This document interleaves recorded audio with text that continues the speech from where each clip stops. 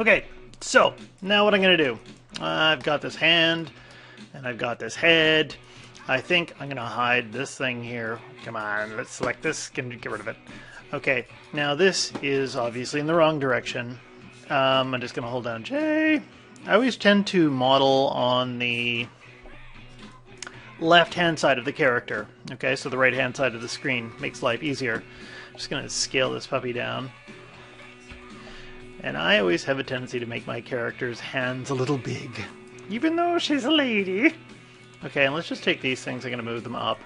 I'm going to pretend that my character is standing on the grid. I could even do things like, if I really thought about it, I might go like a step further and start to measure things. If I go in here to create, and where the hell do they move these things? Measure tool, distance tool, and panels, layouts, two panes side by side. Okay, hard to see what the hell's going on in here. That's looking a bit dense. Okay, bit dense here for the grid.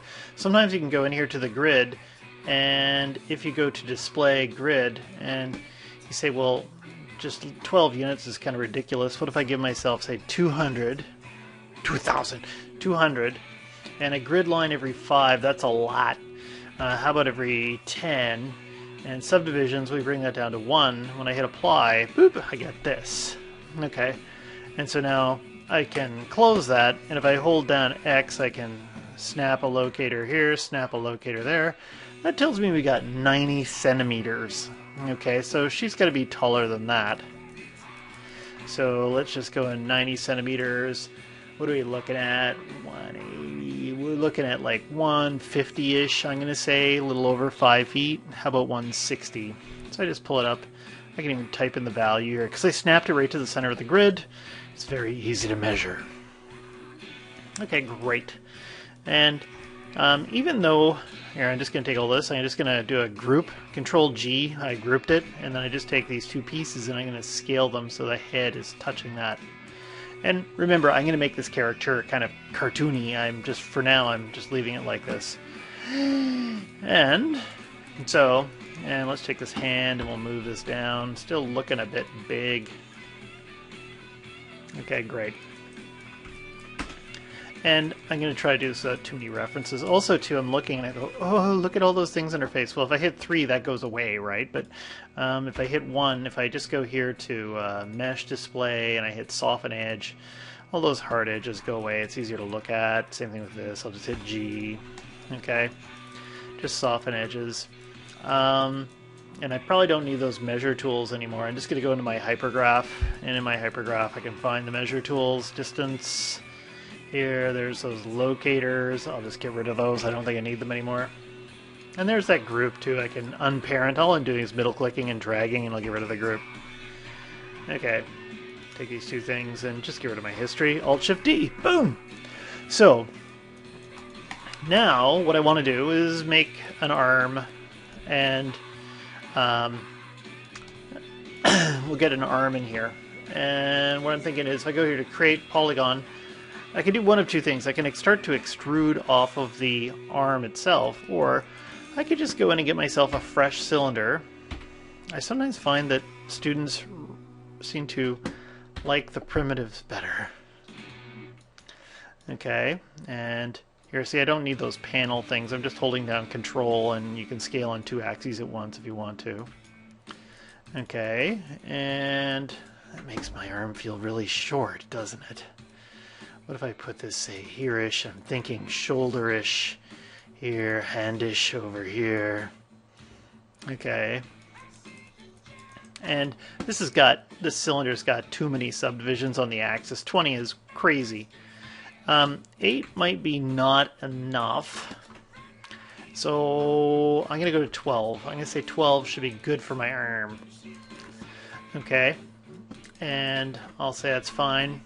Then I'm just going to go in here and I'll get rid of some of these faces here. I just turned off my soft selection. I had soft selection on, so everything was going kind of funny here. And I can take those and delete them. Okay, great.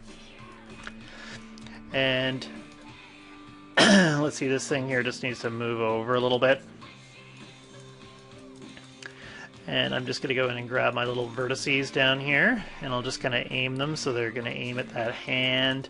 And they're a bit wide there, and they typically, you know, shoulder to wrist is going to narrow down. Maybe it'll widen up a little bit this way. There. Okay. And then I can start thinking about things like, make that bigger. Okay. Where the elbow is. And if I go in here and I use the insert edge loop, I can pop a loop where I think the elbow is going to be. Okay, and then roughly right around the sides of the elbow. There's a wonderful website, I do believe it's still out there, called Hippydrome. And on Hippydrome, I'd have to go and load that up. Here, I'm going to pause for a second. Okay, so I just found Hippydrome. And I don't want you to see all of my funny little things. Whatever, who cares? If I take a look here, if I go into like articulation theory, it's a good little website. I don't know if this guy is going to be doing any more, assuming it's a guy. I don't know. Articulating the body or modeling for articulation. He's got some handy little ideas and things he's thinking about when he's polygon modeling. There's some things I think are just... Actually, I'm going to say most things are totally on, in my opinion. Great little things. There's a few things that are off here and there, but I'm not going to talk about those right now. Even here, I sometimes think, it's good stuff. Overall, it looks nice. This is Hippydrome. If I go in, I think it gives me an even bigger thing. A lot of geometry in here, and you can see that this is the narrowest part of the arm is here, the widest part is here, and your elbow pit is closer to the wider part. Anyway. Let's get rid of that.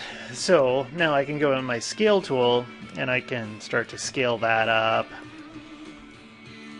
And this one here this is where it's going to bend, right? And so this one here could come up a little bit too. That's where the elbow pit is going to end up. And I can keep inserting edge loops and making this all fit nice. Maybe even do a little bit of turning here. Okay, and I've got to come up with a bit of a shoulder here. Anyway, so now what I want to do, the big thing, actually just hold on a second. What else don't I like here? What if I take this and I bring this back? What if I go and I scale this up a bit here so it looks like I've got a bit more of a forearm? And I could twist it around if I wanted to get the geometry looking nice, but the big deal here is in joining these two pieces together. If I go in and I can line this up so it's along the top, along the bottom, just gotta check how many edges I've got. So if I go in here and I double cluck, on those edges, and then let's go here to display because I'm lazy. I don't want to count UI elements, and I go down here and where the freaking hell did they move it? Polycount. See, they've got an options box. Okay, whatever. Boop. Apply and close. And I got absolutely freaking nothing. What if I go here and I do that? Okay, just hold on a second. Pause! Okay, because I went into the options box, it didn't show up. Anyway, this is showing me I have 20. Okay, and that's a lot. So what I want to do is kite. I'm going to kite like a fiend. What I'm going to do is I'm going to grab this edge and I'm going to grab that edge. Let's just turn off the move tool. Those two edges right there. And I'm just going to go and collapse those. And here, I'll even do it here. G, G. And then, I might come in a bit further like that. And then I can take that one and delete it. Here, we'll do this again. G, G. And then I'll just take that one and delete it. Okay. So I've just reduced my poly count. So now if I go over here and I double cluck, I'm at 16. Let's try this from the bottom now. So from the bottom, if I go in and I do the same thing here, and I hit G, and there, and I can just probably delete that one.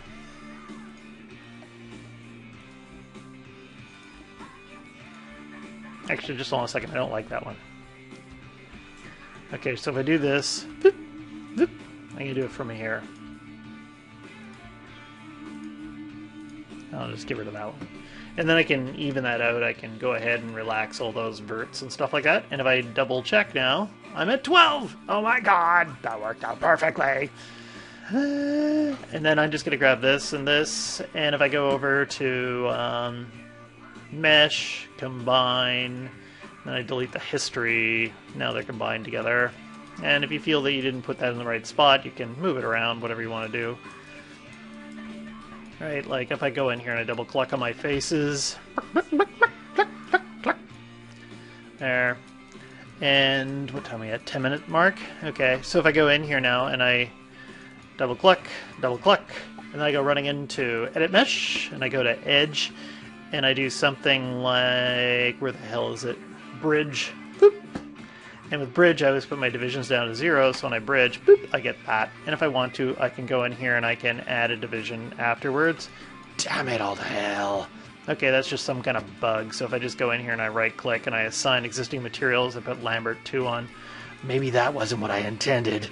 Put on Lambert 1. Boop, there we go. And then I can sculpt it. And something that was just pointed out to me between videos, this whole sculpting thing here that I'm really cynical about, I like the previous sculpting tool better, to be honest. Maybe I'll play with this and see if I come up with something, but I find all this stuff funky, and I just assume do sculpting in Zbrush. So, if you right-click, and if you go to Paint, and then you go to Sculpt, the old sculpting tool is still living here. And its Relax is good. I find the other Relax kind of funky and unpredictable. Unless there's something I'm missing. All I have to do with this is when I go to Relax, oh yeah, just relax me. Oh, relax me. There, and I can even turn down the opacity or the intensity, whatever I want to do, but you're seeing that I'm getting some nice kind of geometry, keeping the shape. Oops, don't hit too close to that one. Remember, when you're sculpting, it's good not to undo rapidly. Don't start hitting lots of undos really quickly, but oh, that looks nice. Look at your hands. Yes. Yes, like that. Okay. And yeah, if I go and I do a little bit of this, great. So I didn't have to do a lot of tweaking, and my hand is stuck together, and I'm happy and I know it. And then maybe I might even go back to my custom here, and I can insert some edge loops, and I can pop a loop here. I could also, after I pop that loop in, if I go to poly split ring, I can just say, well, let's change that to multi and add some divisions just so that it's kind of evenish. Do the same thing over here. G. And I have to switch. If you got the split polygon tool on, you can't get to the options over here to change it. So I'm just going to go in here and I'll put that to multi again, and then I can increase the division so I get something I can work with. And you can sculpt this, you can move them around. Why do I feel like maybe one more? Okay. And you know, I can come in here and add in some extra edge loops too if I'm thinking about it. Maybe this time around here, let's go to the top view. Let's do something funky.